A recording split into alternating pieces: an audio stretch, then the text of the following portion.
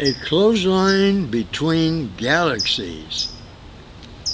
I know it's never been done before, but if an ordinary rope was spun as fine as the finest silky spider web, it might reach. Let's just say it reaches. We'll attach it here and the other end on some kind of a stick on some small planet in Andromeda, where there's life, at least where there's a stick. Yet at that great depth of space, 2 million light years, and yet Andromeda is one of the closest, and it looks tiny even though it's 150,000 light years on its long diameter. Wow. Even leaving here we would feel forlorn and out of breath even before we left our solar system. Nothingness, nothingness on every side. And remember, a light year is a unit of distance, not time.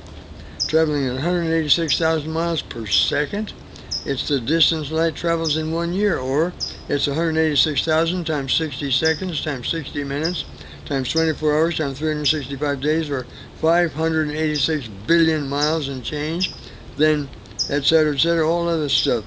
See how long our clothesline needs to be. But why? It is to be remembered by a universe that creates us from the silence of space, to let us coalesce into suns and planets, and seas and shores and lakes and trees and creatures that swim, then crawl, then climb, then fly, then walk, then read, then use typewriters with lungs and hearts and limbs. What for? To live, then die and vanish? Is that the way the universe looks at us? I'm afraid so. You see, I don't think it really cares. I don't think it keeps score, no matter what Moses and the Apostle Paul and Allah tell us. I don't think that the universe ever heard of us. It's a little too big. And there's so many records to keep, or would be. So, a clothesline is some kind of a cry to say, hey, look at us, see what we did. Look at the drawings I made as a child. We each made as children. I want to tell you about the time I first fell in love, the first time we all fell in love. I want to hang a Xerox copy of my first paycheck on the clothesline, the birth certificate of each of my children, a description of my wife's underwear and how much I like her when she's wearing the lavender words or none at all. Have you any idea, universe, how wonderful this is? You know, I think for you the answer is no. You don't know. You don't even understand what I'm saying. Mostly, a helicopter going overhead. Mostly you don't even hear me. You're too far away. I want to hang a tape recorder that plays endlessly the music I played at my grandmother's funeral. I want you to look at a copy of an old tintype of an uncle of mine, 5 generations back, standing there in his Civil War uniform in his Union Army cap and coat, holding a rifle beside him, the butt on the ground. The Civil War, yes. So many wars. How many on this one little planet alone? Maybe 100,000, you know, universe. I think you set us up on this one. Made us or our environment or both too inadequate, so once in a while we went into grisly orgies of killing each other. For what? You don't know? Aren't you supposed to know? Aren't you supposed to contain all of us, our emotions, our dreams, our gods, everything that has been created, ever created? What? I can't hear you. Our mementos on the clothesline. Hung out as though to dry in the solar and ultimately stellar winds. No gravity out there, so things don't hang down. There's no down or up out there. Things hang down and hang up and frontwards and backwards, but mostly it's our essences out there on the clothesline. Our dreams are strung out on it. And since they came in our sleep, maybe we never lived or died. They just never were. Or always were. So when we're asleep, dreaming or not, are we out there on the clothesline? Hanging on or hovering nearby? Who knows? Joey wants his sister's corsage from the junior prom hung out. Jerry wants his first poems written to girls in his adolescence to be recorded for immortality, because all his heart and soul went into them. Everything he ever knew he was went into them. Have you ever done more than that, universe, about anything?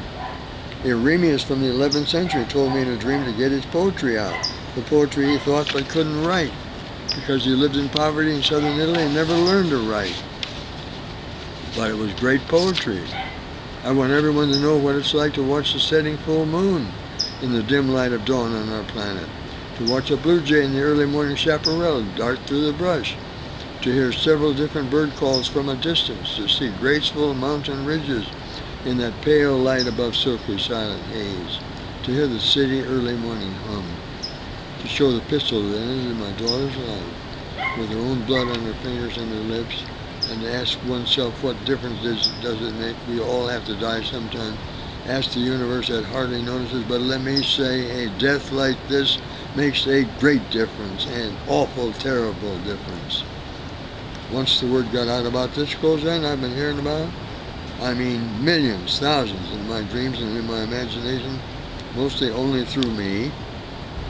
The things on the line now, the sounds of the Virgin Mary's first orgasm, the dried up air of Vincent cut off, now a rich celestial source of self-regenerating golden yellow pigment, Rubens' palette hanging on a clothesline, Rembrandt's, Goya's, Pope Urban IV's obscene poetry, Queen Elizabeth's thought channel correspondence with William Shakespeare, William the Conqueror's first tooth, Charlie Chaplin's unpublished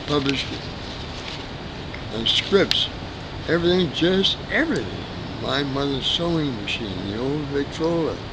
We played Consupé's Poet and Peasant Overture on when I was 6, and could just peek over the top and watch it turn. Bhutia Tenzing's shoes he wore with Hillary when Tenzing was the first human to scale Mount Everest, 30,000 some feet tall. Everything, there's room for everything. It's piling up from the ages, wanting to be conscious, real, remembered, knowing each other. And then, from the other end, some tugging on the line from Andromeda, they want the same, to endure as long as the unconscious universe endures. But we have to participate with consciousness, to tell it to be conscious, more conscious, and their signals flicker toward us along the thin filament between us, that at any point along fades to nothing in the void in both directions. This filament that holds our memories, our dreams and realities, where all sensations are echoes of themselves, held as though magnetically on this cosmic wire, this silver thread between our hearts and the hearts of Andromeda, rutile needles at the speed of light, stabbing through the one great crystal of the universe at 1,000,000 times the speed of light, to relieve us of our yearning to be seen and shared, because these rutile needles bear our lives, our love of life, the wish for life, a force 1,000,000,000 times greater than even light's love for itself, with its origins in boiling stars. And now, other galaxies have noticed our great loving clothesline with Andromeda, and all that vast life everywhere wants to be forever the same, as long as stars last without end, and so let us all the kisses in the universe be remembered, for the little meteors they were on one dear planet, or between two separate worlds where kisses can be felt. So, from any planet, to look out at the great gorgeous sculptured figure of life, shimmering and flexing with its own gratitude for the part that we who live have played, and given the universe itself a living immortality, then all the universe is lit by silver threads, like parabolic elliptical sculptures, the trace of the infinite number of lines from each galaxy to every other galaxy, all these giving us the shape of life, the sight of life, a memory of desire, of time and space at last existing, as a shimmering sculpture dreams and laughter of sadness and tears, unfolding each other through all eternity, and through the infinite space of our endless universe, now full alive with all ourselves, with love and memories immortality, and even the universe that is lifeless over vast reaches. We did allow life to have its magic. In the streaks of lightning on all the earths, the great hyperbolic, parabolic shapes entwined with every galaxy, joining everything across time and space, at last, the whole universe, now visible as our child, the universe itself, the child of our love, of our capacity for love, the greatest force of all, after all. September 1991.